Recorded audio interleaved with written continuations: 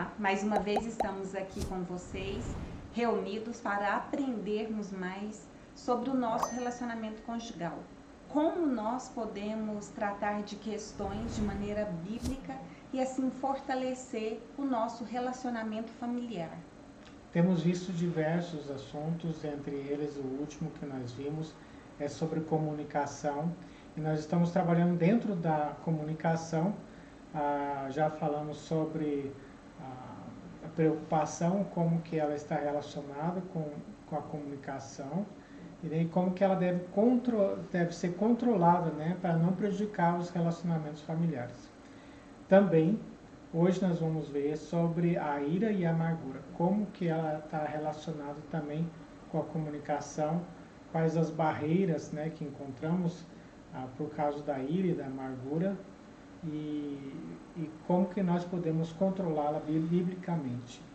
Há alguns casos, né, que nós podemos mencionar aqui, casos reais, casos concretos, que acontecem no seu lar, em diversas famílias. Como, por exemplo...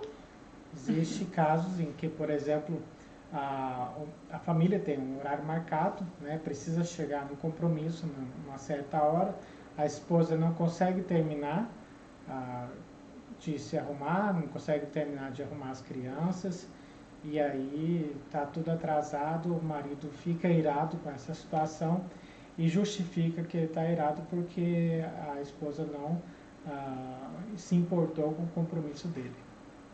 Há casos também em que o marido chega em casa e a esposa já esbraveja, muito nervosa, dizendo para ele que naquele dia ela não pôde sair de casa porque o portão mais uma vez estragou, o controle não funcionou e ela já havia dito por diversas vezes que ele arrumasse aquele portão.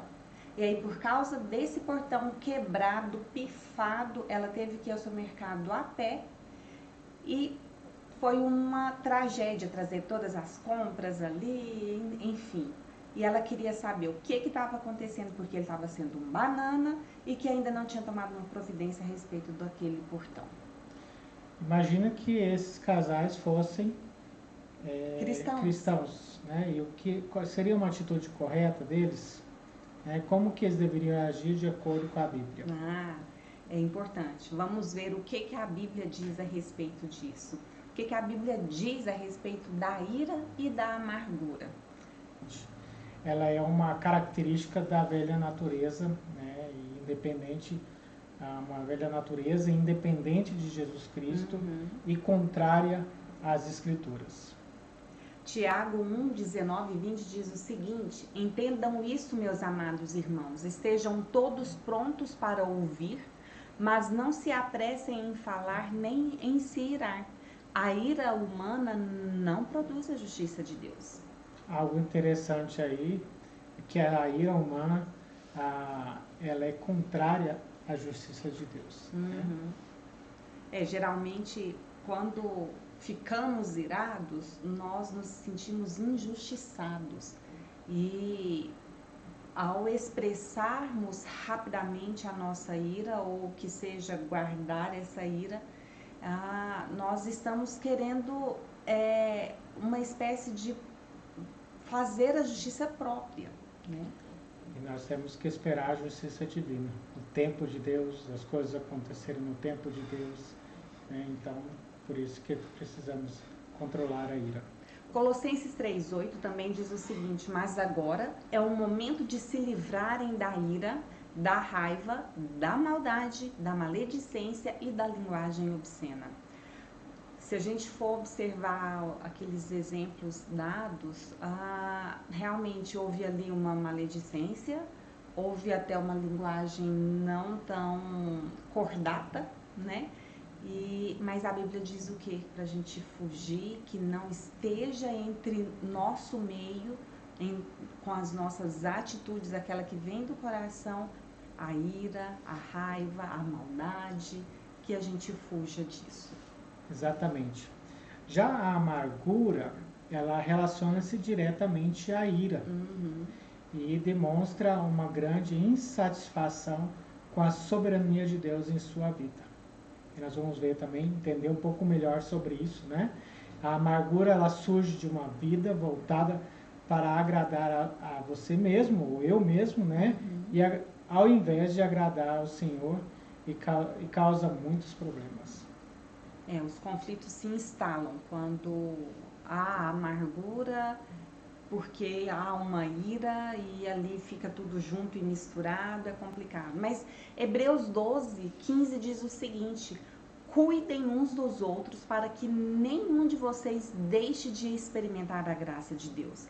Fiquem atentos para que não brote nenhuma raiz venenosa de amargura que cause perturbação, contaminando muitos. Muito jóia. Hebreus 12 traz-nos a verdade sobre não deixar brotar, né, uma raiz de amargura. E como a gente já citou em algum episódio anterior, que às vezes há pessoas que não é só uma raiz de amargura, já é um tronco, e de tanto que já vem cultivando, mas a Bíblia nos diz não. Do ponto de vista de Deus, a gente deve fugir, não deve ter em nosso meio nem ira e nem amargura. Parece que a ira e a amargura é um desastre na nossa vida, né? E será que temos esperança para isso? Claro, de acordo com a palavra de Deus, que nos ordena a abandonar a ira e a amargura, é possível, pois conforme 1 Coríntios 10, 13, as tentações em sua vida não são diferentes daquelas que outros enfrentaram. Deus é fiel e Ele não permitirá tentações maiores do que vocês podem suportar. Quando forem tentados, Ele mostrará uma saída para que consigam resistir. Se a palavra de Deus diz que podemos enfrentar, resistir e não ficar irado, porque Ele mesmo provê o escape, então nós devemos crer. A palavra de Deus é suficiente em nossas vidas. E vamos conseguir não por nós mesmos, mas por Jesus Cristo, pois Ele vive em nós. Nós não precisamos nos defender ou proteger aquilo que entendemos ser os nossos direitos, né? Por isso nós vemos em Romanos 8, 28 e 29, que diz o seguinte: e sabemos que Deus faz todas as coisas cooperarem para o bem daqueles que o amam e que são chamados de acordo com o seu propósito. Pois Deus conheceu de antemão os seus e os predestinou para se tornarem semelhantes à imagem de seu Filho, a fim de que ele fosse o primogênito, ou o primeiro, entre muitos irmãos. Esse texto aqui fala claramente, né, de que todas as coisas cooperam para o bem daqueles que amam a Deus. Então, Deus fez todas as coisas cooperarem para o bem daqueles que amam a Ele, para que no propósito dele nós nos tornemos cada vez mais semelhantes ao Senhor Jesus Cristo, à imagem de seu Filho, a fim de que ele fosse o primeiro entre muitos irmãos. E podemos mudar? Podemos sim. Você precisa ter primeiramente o domínio próprio, né? Em Provérbios 25 ou 28 fala assim: quem não tem domínio próprio é como uma cidade sem muros. Então precisamos ter primeiro o domínio próprio. E depois, Drica? Nós devemos ser tardios para irarmos. Tiago 1,19 diz: entendam isso, meus amados irmãos, estejam todos prontos para ouvir, mas não se apressem em falar nem em se irar. Também devemos ser rápidos em lidar com a ira. Efésios 4, 25 e 26 fala: portanto, abandone a mentira e diga a verdade a seu próximo, pois somos todos parte do mesmo corpo, e não pequem ao permitir que a ira os controle. Acalme a ira antes que o sol se ponha. Precisamos acalmar a ira antes do sol se pôr. É importante que a gente se despoje, né? Que a gente elimine, que tire da nossa vida toda a raiva, toda a amargura, a exaltação, a dissensão, uma fala abusiva, contenda. A gente não deve levar em conta, de acordo com Mateus 5, 21 e 22, injustiças sofridas, mas devemos nos revestir de paciência, bondade, humildade, tolerância para com os outros, compaixão, perdão e domínio próprio. Exatamente, né? Temos que ter esse cuidado. Quando Jesus fala lá nesse contexto de Mateus 5:21, ele está falando sobre aquele mandamento, não matarás, né? Não mate. Se cometer algum homicídio, será sujeito a julgamento. Mas para Jesus, só o fato de se irar contra alguém já está sujeito a julgamento. Ou seja, é a mesma coisa que estar matando alguém. Então, você no seu coração, irando-se com uma pessoa, isso é muito, muito forte, né? O padrão de Deus é muito alto. É muito alto, porque né? só o fato de você irar, você já está no seu coração matando outra pessoa. Então, se eu me iro com uma pessoa, eu já estou matando aquela pessoa no meu coração. Então, temos que ter esse cuidado nesse sentido.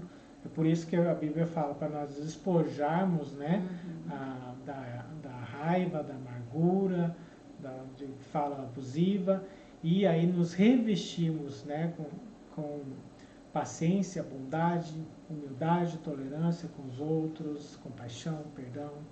É o que diz Efésios 4, 31 e 32. Livrem-se, né? Deixa para lá, não queira nem saber do que? De toda amargura, raiva, ira, das palavras ásperas, da calúnia e de todo tipo de maldade. Em vez disso, sejam bondosos e tenham compaixão uns dos outros, perdoando-se como se Deus os perdoou em Cristo.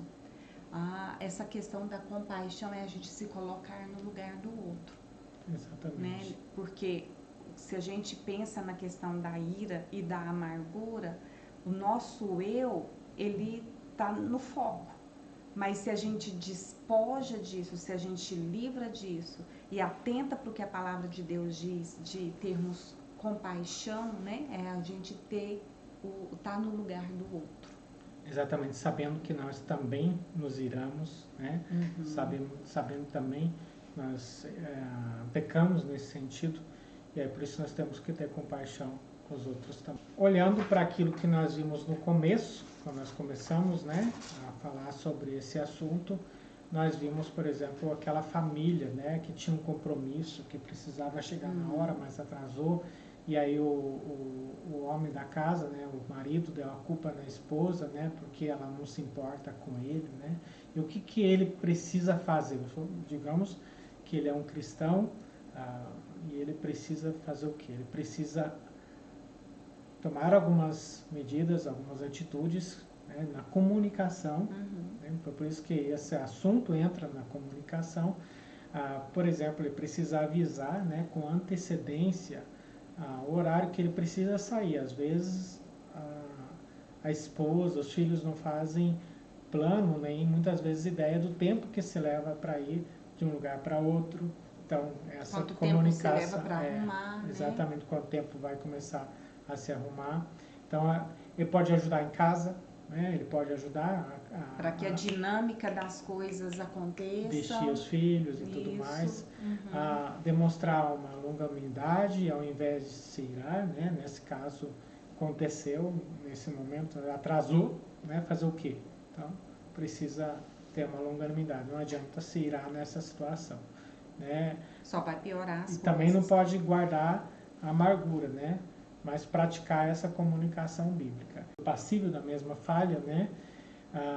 Se ele se irou e expressou com impaciência, ele deve pedir perdão e também demonstrar amor. Então, dizer, olha, eu te amo.